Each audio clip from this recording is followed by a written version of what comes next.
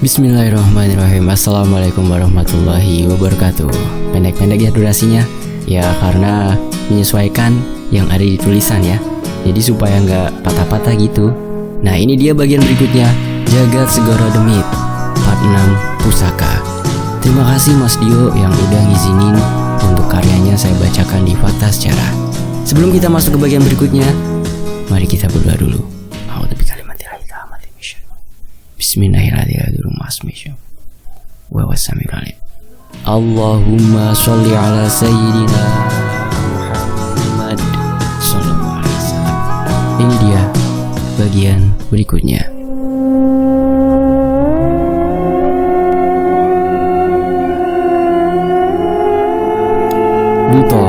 Buto adalah salah satu demit ras raksasa dengan kekuatan fisik yang konon dapat memindahkan bangunan dengan tenaganya.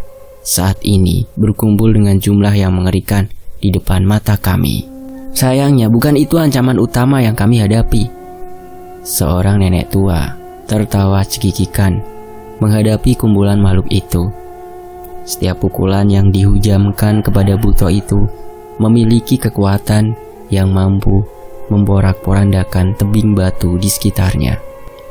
Dan Cahyo, pukulannya hampir sekuat pukulanmu. Ucapku yang masih terheran-heran dengan ilmu dari Nyai Jambrong yang sedang bertarung melawan sekumpulan Buto itu. Mungkin, tapi aku belum bisa mengeluarkan pukulan sebanyak itu dengan kekuatan penuh. Ucap Cahyo yang menjadi khawatir. Seandainya mereka ditakdirkan untuk bertarung. Bahwira, salah satu warga desa Sukmajaya yang sempat membuat perjanjian dengan iblis Barakasrwana, kini telah terlihat dengan tubuh rentanya menggenggam sebuah kujang dan membacakan mantra untuk melindungi Nyai Jambrong yang bertarung di garis depan. Mbah Wira ada di sana? Bukannya beliau mengaku ingin bertobat dan menebus dosa-dosanya? Ucap Cahyo.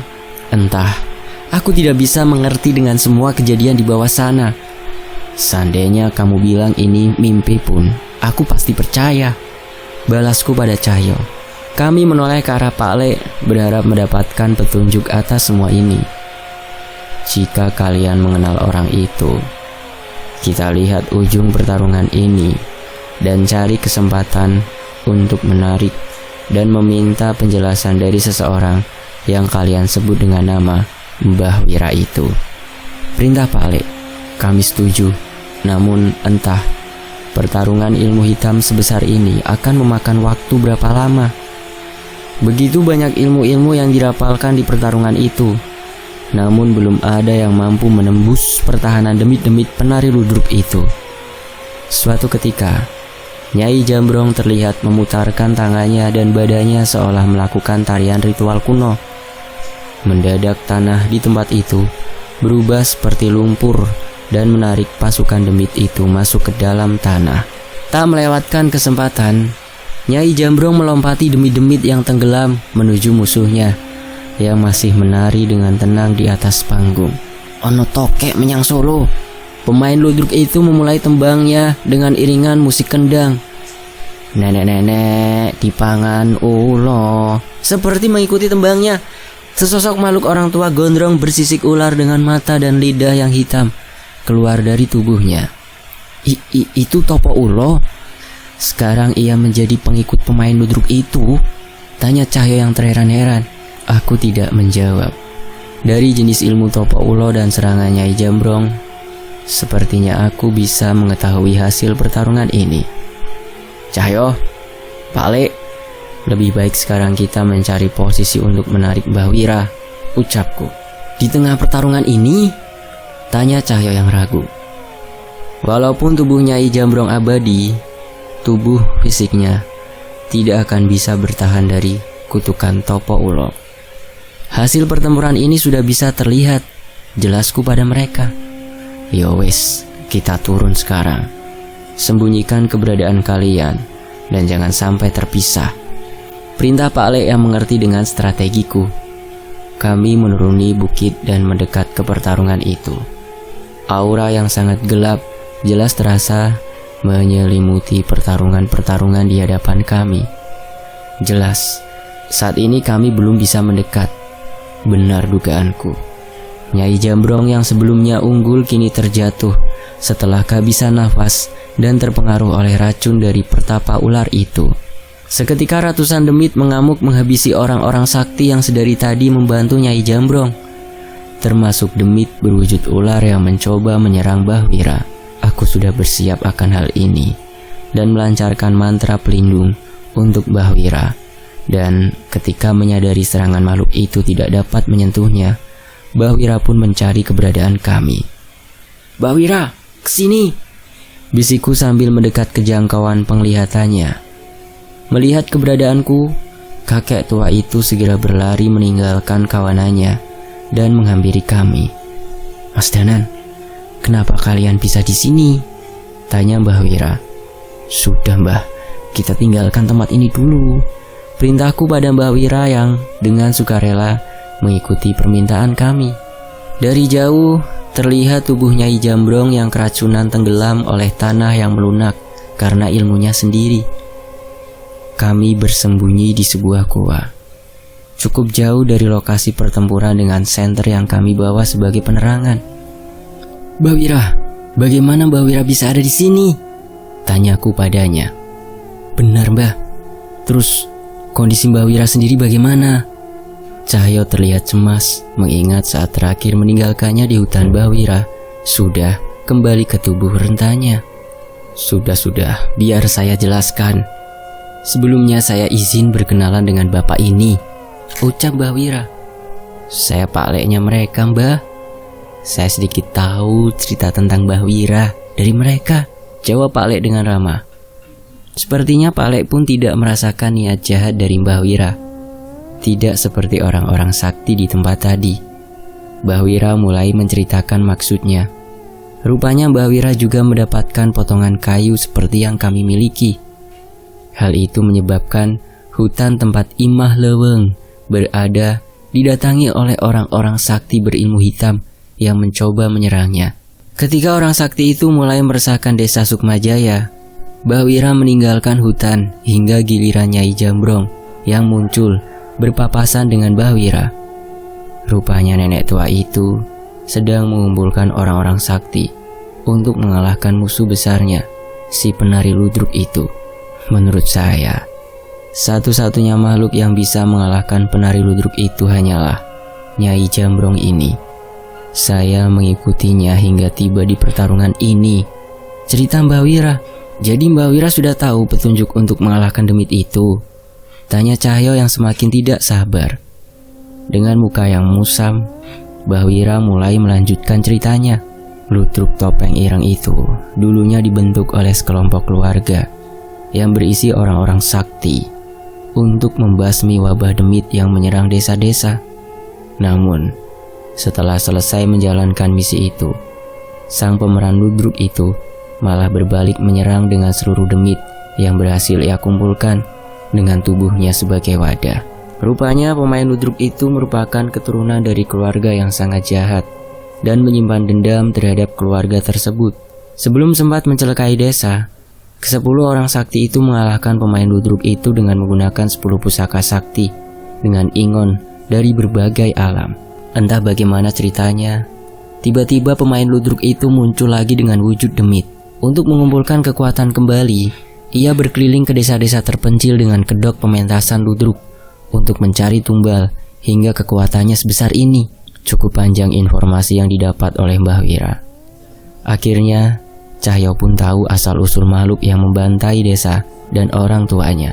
Lalu, aku menepukkan tanganku di bahu Cahyo, sekedar untuk menenangkannya dari ingatan akan desanya. "Bah, lalu ke-10 pusaka itu?" tanya Pak Lek yang penasaran. Ke-10 pusaka itu tidak diketahui keberadaannya, namun tidak menutup kemungkinan ada pusaka lain yang bisa mengalahkannya, ucap Bahwira sembari mengeluarkan kujang yang berada di ikatan pinggang. "Ini kujang Lingga Cakra peninggalan keluarga saya.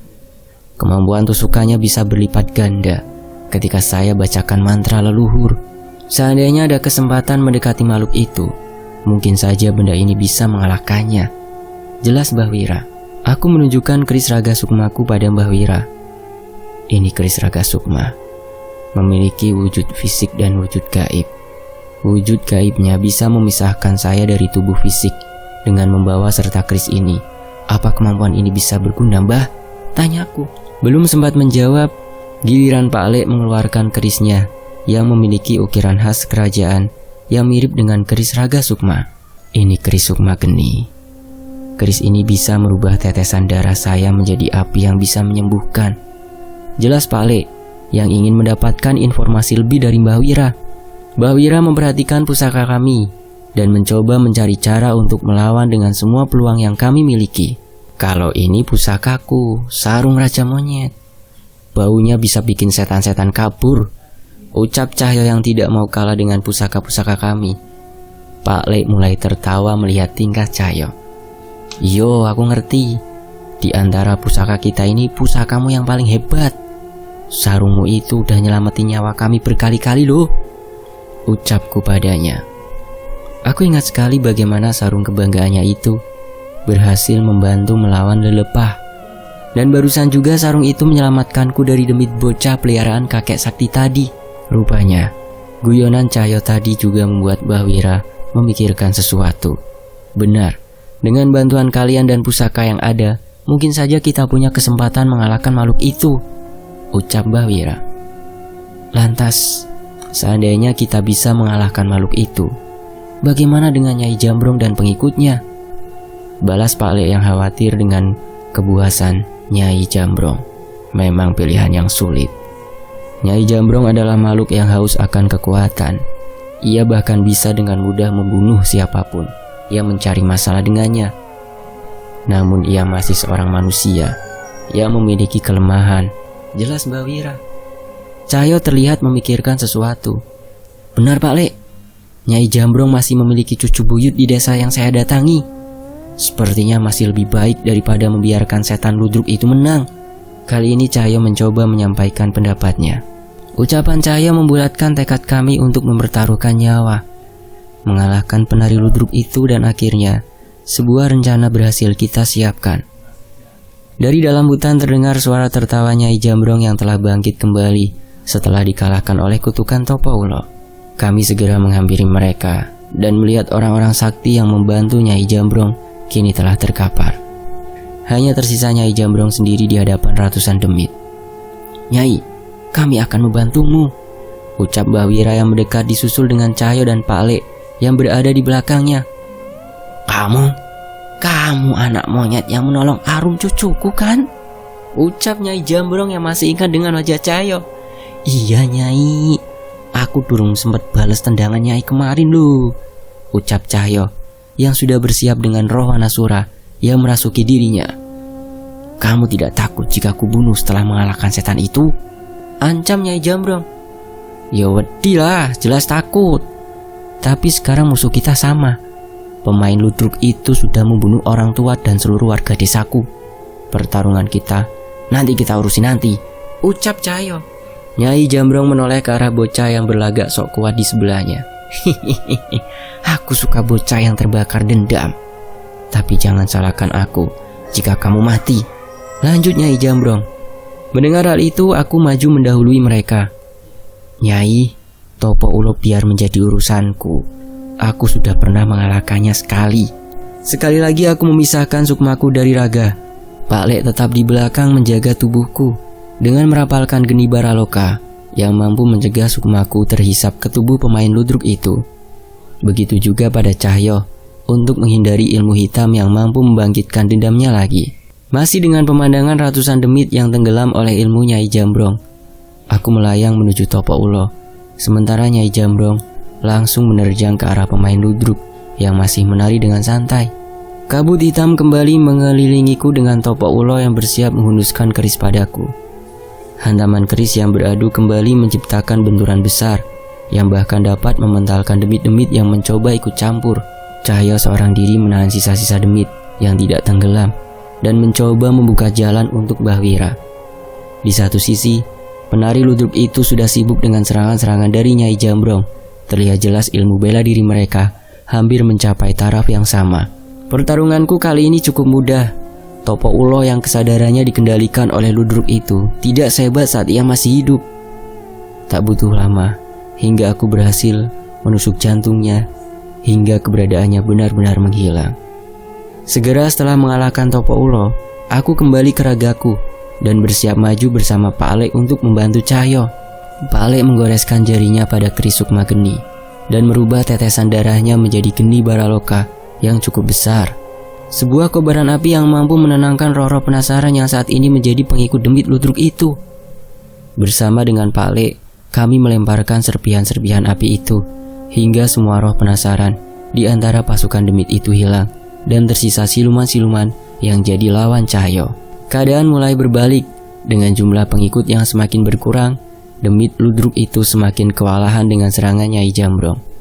Tak mau melewatkan kesempatan, Mbah Wira menusukkan kujang pusaka lingga cakranya tepat di punggung penari ludruk itu hingga terlihat darah hitam menetes dari luka dan mulutnya. Suara pemain ludruk itu terdengar kesakitan.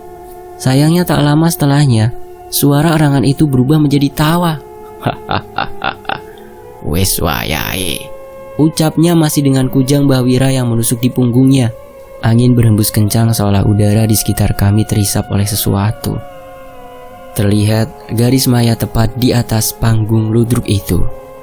Mbah Wira mundur ke arah Pak Alek meninggalkan pusakanya yang masih tertancap di tubuh pemain ludruk itu.